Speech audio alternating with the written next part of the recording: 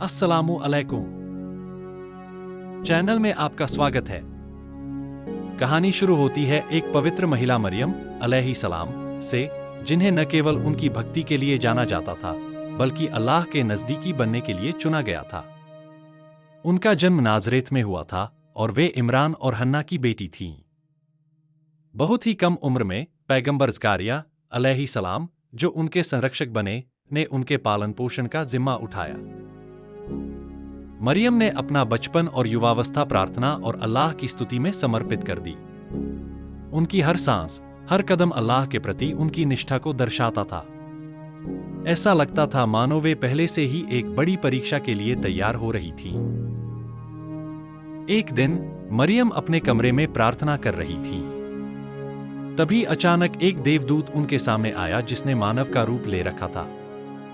यह दृश्य उनके लिए बहुत डरावना था। उन्होंने तुरंत अल्लाह की शरण मांगी, लेकिन देवदूत ने उन्हें सांत्वना दी और उन्हें एक बड़े चमत्कार की खबर दी, एक ऐसा बेटा जो इस्राएल के पथ प्रदर्शक होगा। मरियम ने चकित होकर कहा कि यह कैसे संभव हो सकता है जबकि वे कुंवारी थीं। इस पर देवदूत ने उत्तर दिया कि अल्लाह के लिए कुछ भी असंभव नहीं है। यह बच्चा अल्लाह की शक्ति का एक महान संकेत होगा। समय के साथ मरियम ने इस चमत्कार को अपने अंदर बढ़ते हुए महसूस किया, लेकिन जब वह प्रसव के दर्द से गुजरी तो उन्होंने खुद को अकेला और कमजोर महसूस किया। यह वह क्षण था जब एक आवाज ने उन्हें तसल्ली दी। पेड़ के तने को हिलाने पर ताजे खजूर गिरने लगे और पानी का एक झरना उनके पास फूट पड़ा। यह इस बात का सबक था कि अल्लाह हर कठिन समय में सहारा बनता है। उनके बेटे ईसा अलैहिस्सलाम का जन्म हुआ और उन्होंने अपनी मां को गहरी शांति दी। मरियम जब अपने पुत्र ईसा को लेकर शहर लौटीं तो लोग हैरानी और संदेह से उन्हें देख रहे थे। उन्होंने मरियम पर गंभीर आरोप लगाए, लेकिन मरियम चुप रहीं और अपने बच्चे की ओर इशारा किया। फिर वह ऐतिहासिक चमत्कार हुआ। छोटे ईसा ने बात करना शुरू किया और खुद को अल्लाह का सेवक और भविष्यवक्ता बताया। उन्होंने कहा कि वे एक पवित्र किताब प्राप्त करेंगे और अल्लाह ने उन्हें आशीर्वाद दिया है। लोगों के आश्चर्य और अविश्वास के बीच उन्होंने एक महान संदेश दिया जिसे सुनकर बहुतों ने अपनी सोच बदल दी। यह घटना धार्मिक शिक्षकों और विद्यार्थियों के लिए एक अद्भुत शिक्षण क्षण है कि ईश्वर की शक्ति और योजना मानव समझ से परे है। 12 साल की उम्र में ईसा अपनी मां मरियम के साथ यरूशलेम गए। मंदिर में ईसा ने प्रबुद्धता और गहरी समझ का प्रदर्शन किया। उन्होंने बुजुर्गों और पुजारियों के साथ बहस की, कठिन सवाल पूछे और अपनी राय खोलकर रख दी। यहां तक कि उनके सवालों से पुजारी परेशान हो गए। उन्होंने इस युवा लड़के में एक असाधारण शक्ति और समझ देखी। यह घटना हर धार्मिक शिक्षक और बच्चों के लिए एक शिक्षा देती है। सवाल पूछना और ज्ञान की तलाश करना हमेशा प्रोत्साहित किया जाना चाहिए। पैगंबर ईसा मुख्यतः लोगों को सही रास्ते पर लौटाने के लिए आए थे। इस काम में उन्होंने यह भी स्पष्ट किया कि रीतियों और परंपराओं को न्याय और दया से ऊपर नहीं रखा जाना चाहिए। उन्होंने यहूदियों को सिखाया कि शनिवार को उपासना के दिन के सख्त नियमों को इस तरह लागू करना ठीक नहीं था कि वे किसी की मदद करने या जरूरतमंद को राहत देने में बाधा बने। उन्होंने दिखाया कि ईश्वर की सच्ची शिक्षा दया और करुणा पर आधारित है। आज के धार्मिक शिक्षकों के लिए यह विशेष रूप से महत्वपूर्ण है। धर्म का सही रूप वह है जो दूसरों की सेवा और सहारे पर जोर देता है। मूसा, शांति उनके ऊपर हो, की शिक्षाएं न्याय, दया और करुणा से भरी हुई थीं।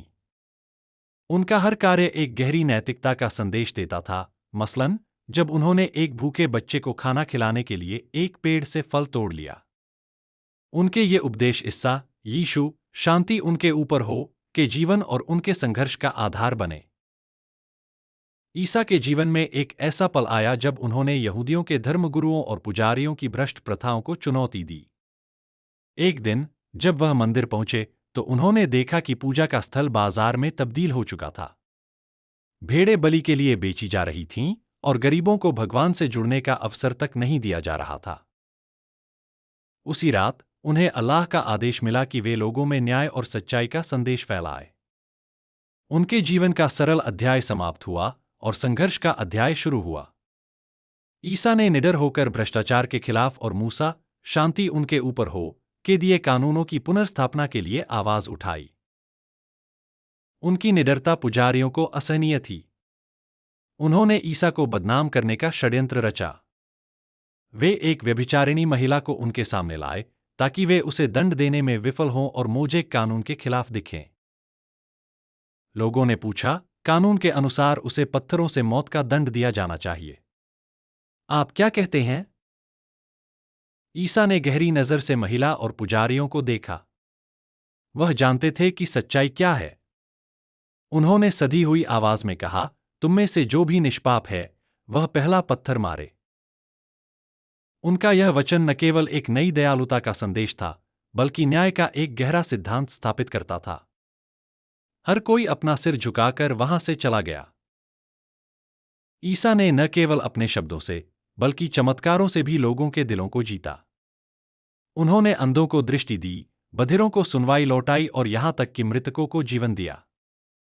लेकिन उनके कार्यों को देख, उनके आलोचकों ने इसे जादू करार देते हुए नकार दिया। एक बार लोगों ने उन्हें चुनौती दी कि वे एक ऐसे व्यक्ति को पुनर्जीवित करें जो वर्षों पहले गुजर चुका था।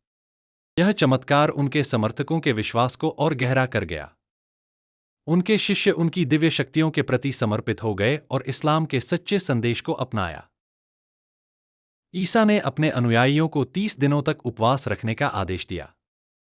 उपवास समाप्त होने पर उन्होंने अल्लाह से प्रार्थना की कि स्वर्ग से भोजन आए ताकि उनके शिष्यों का विश्वास मजबूत हो। उनकी प्रार्थना सुन ली गई। बादलों के बीच एक विशाल मेज प्रकट हुई। मेज पर भुनी हुई मछली रखी थी, जिसकी सुगंध अद्वितीय थी। शिष्य भय और आश्चर्य से बोले, क्या यह स्वर्ग का भोजन है? ईसा ने उत्तर दिया, अल्लाह के आदेश पर प्रश्न न करो। यह तुम्हारे विश्वास की परीक्षा है। सबने भोजन किया और तृप्त हुए। यह घटना इस बात का प्रमाण थी कि अल्लाह की अनुकंपा उन पर बरस रही थी।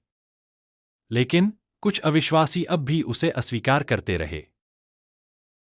पुजारियों और ऊंचे लोगों ने ईसा के बढ़ते प्रभाव को लेकर साजिशें तेज कर दीं। उनके सबसे विश्वासी अनुयायियों में से एक ने उन्हें धोखा दिया। यहूदा ने ईसा को पकड़वाने के लिए चांदी के 30 सिक्कों में सौदा किया। जब यहूदियों ने ईसा को क्रूस पर चढ़ाने का इरादा किया, अल्लाह ने उन्हें बचा लिया। उनकी जगह एक और व्यक्ति को ईसा की शक्ल दी गई। वह व्यक्ति क्रूस पर चढ़ाया गया, जबकि वास्तविक ईसा को अल्लाह ने स्वर्ग में उठा लिया। इस घटना ने अविश्वासियों को हैरान कर दिया। उन्होंने सोचा कि उन्होंने ईसा को मार डाला, लेकिन उनका ज्ञान केवल अनुमान और अटकलों पर आधारित था। पैगंबर ईसा का समयांत तक का जीवन अभी खत्म नहीं हुआ। अल्लाह ने उन्हें स्वर्ग में रखा और उनके दूसरे आगमन की भविष्यवाणी की गई है। उनके आगमन के साथ वह दज्जाल, एंटीक्रिस्ट को हराएंगे, सच्चाई और न्याय का शासन स्थापित करेंगे और झूठे प्रतीकों को नष्ट कर देंगे। यह दयालु अल्लाह का वादा है और ईसा का आना एक अंतिम घंटे का संकेत है। अपना ख्याल रखें। अल्लाह आप पर रहमत बरसाए। प्लीज सब्सक्राइब मेरी उम्मत YouTube channel for more Islamic videos. अल्हम्दुलिल्लाह, मिलते हैं अगले वीडियो में।